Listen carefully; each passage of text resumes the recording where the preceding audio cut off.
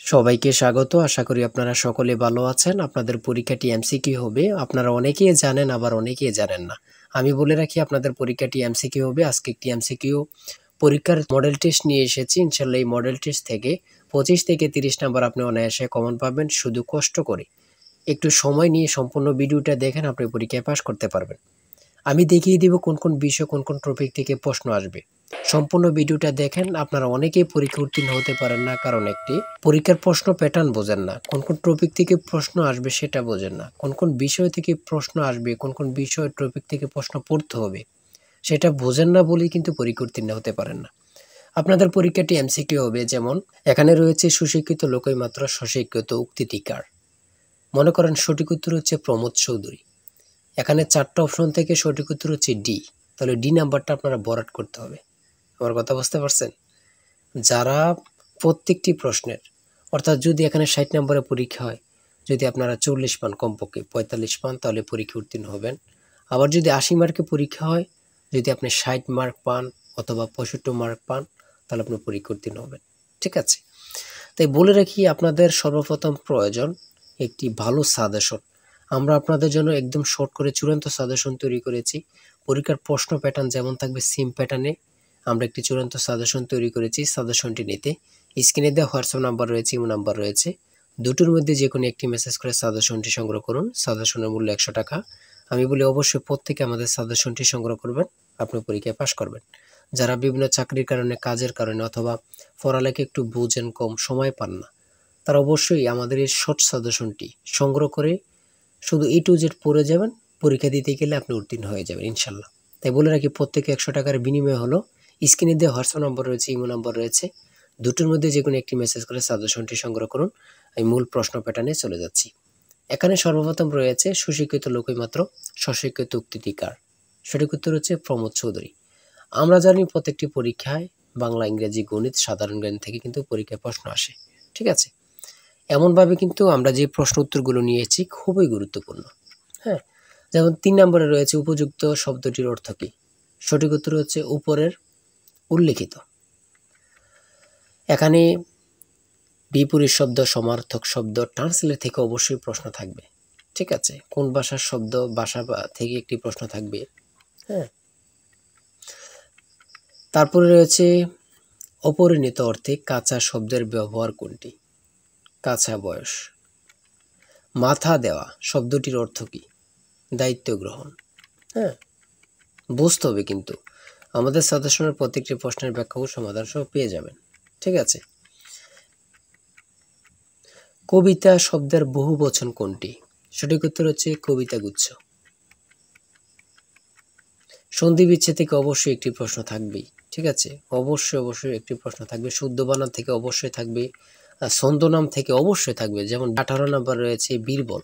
কার ছন্দনাম? সেটা হচ্ছে প্রমোদ চৌধুরী। আমার মনে হয় কত পরীক্ষা যে আসছে আল্লাহ ছাড়া কেউ জানে না। ঠিক আছে? অনেক পরীক্ষা আসে এই প্রশ্নগুলো। সমার্থক শব্দ থেকে অবশ্যই থাকবে। ট্রান্সলেট থেকে অবশ্যই থাকবে। হ্যাঁ, প্রিপোজিশন, আর্টিকেল, ভয়েস থেকে থাকে।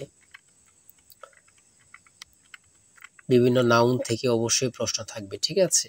আমি বলে রাখি, যারা যারা পরীক্ষা দিবেন প্রত্যেকে আমাদের সাজেশনটি সংগ্রহ করবেন। সিনোনিম অথবা অ্যান্টোনিম থেকে অবশ্যই প্রশ্ন থাকবে। হ্যাঁ, সিনোনিম অথবা অ্যান্টোনিম থেকে প্রশ্ন থাকবে 100% শিওর। এটা ধরে নিতে পারেন। প্রিপোজিশন থেকে অবশ্যই প্রশ্ন থাকবে।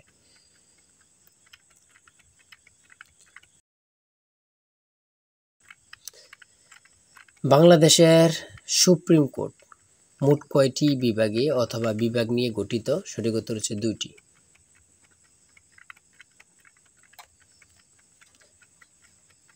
ম্যানগ্রোভ বন কি?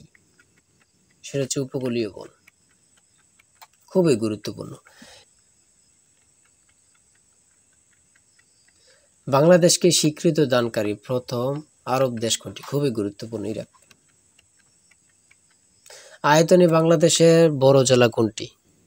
খুবই গুরুত্বপূর্ণ। রাঙ্গামাটি। ঢাকা কত সালে সুবা বাংলার রাজধানী হয়? সঠিক উত্তর হচ্ছে 1610 সালে।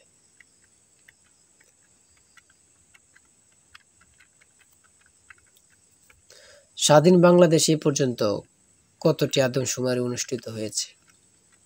বিভিন্ন সদর দপ্তর থেকে একটি প্রশ্ন অবশ্যই থাকবে। বাংলাদেশের সর্বোচ্চ জাতীয় বেসামরিক পদক কোনটি? স্বাধীনতা পদক। ও এখানে আবার থাকতে পারে বাংলাদেশের সর্বোচ্চ জাতীয় পদক কোনটি? স্বাধীনতা পদকই হবে। ঠিক আছে, একটা প্রশ্ন দেখা যাচ্ছে একই প্রশ্ন, কিন্তু এটারে একটু ঘুরিয়ে ফিরিয়ে দেওয়ার কারণে আমরা অনেকেই বুঝতে পারি না। হ্যাঁ, ঘুরিয়ে ফিরিয়ে দিলেই কিন্তু আমরা অনেকেই বুঝতে পারি না। এটি কিন্তু আমাদের একটা বড় সমস্যা। একটি সংখ্যা 220 থেকে যত বড়, 490 থেকে তত ছোট। সংখ্যাটি কত? এই দুইটা সংখ্যা যোগ দিয়ে 2 দিয়ে ভাগ দিলে কিন্তু বাইর হয়ে যায়। দুইটা সংখ্যা যোগ দিয়ে 2 দিয়ে ভাগ দিবেন, বের হয়ে যাবে। হ্যাঁ, একদম ইজি, যদি বোঝেন ইজি, আর না বুঝলে তো কঠিন হবে, ঠিক না? যারা প্রথম পরীক্ষা দিবেন তাদের জন্য একটু কঠিন কঠিন, আর যারা অনেক দিন পরীক্ষা দিচ্ছেন, ফেল করতেছেন, অথবা এমসিকিউ পরীক্ষা উত্তীর্ণ হচ্ছেন, লিখিত পরীক্ষায় ফেল করতেছেন, এমসিকিউ লিখিত উত্তীর্ণ বা ভাইভাতে যেয়ে ফেল করতেছেন, তারা পরীক্ষা সম্পর্কে অনেক কিছুই জানেন। তাই বলে রাখি আজকের ভিডিও এই পর্যন্ত। ঠিক আছে, আজকে 80টি এমসিকিউ নিয়ে আলোচনা করেছি। আমাদের আমাদের চ্যানেলে কিন্তু আমাদের পেজে অনেক ভিডিও দেওয়া আছে, আপনারা ওখান থেকে দেখে আসতে পারেন। আর এখান থেকে ওখান থেকে না দেখে আমাদের চ্যানেলটি সাবস্ক্রাইব ও পেজটি ফলো দিয়ে রাখেন। ভিডিও আপলোড দেওয়ার সাথে সাথে চলে যাবে আপনার কাছে নোটিফিকেশন, আপনি অনেক তথ্য পেয়ে যাবেন। আর আমাদের সাজেশনটি সংগ্রহ করে রাখেন, ইনশাল্লাহ আপনি পরীক্ষা উত্তীর্ণ হয়ে যাবেন। আমাদের সাজেশনটি নিতে স্ক্রিনে দেওয়া হোয়াটসঅ্যাপ নম্বর রয়েছে, এটা হোয়াটসঅ্যাপ অথবা ইউ নাম্বার যে কোনো একটি মেসেজ করেন, আমাদের সাজেশনটি সংগ্রহ করতে পারবেন। ইনশাল্লাহ সাজেশনটি পরীক্ষা দিতে গেলে আপনি উত্তীর্ণ হয়ে যাবেন। সবাই ভালো থাকবেন, সুস্থ থাকবেন, আর আপনার যে কোনো সমস্যা কমেন্টে লিখুন। আল্লাহ হাফেজ।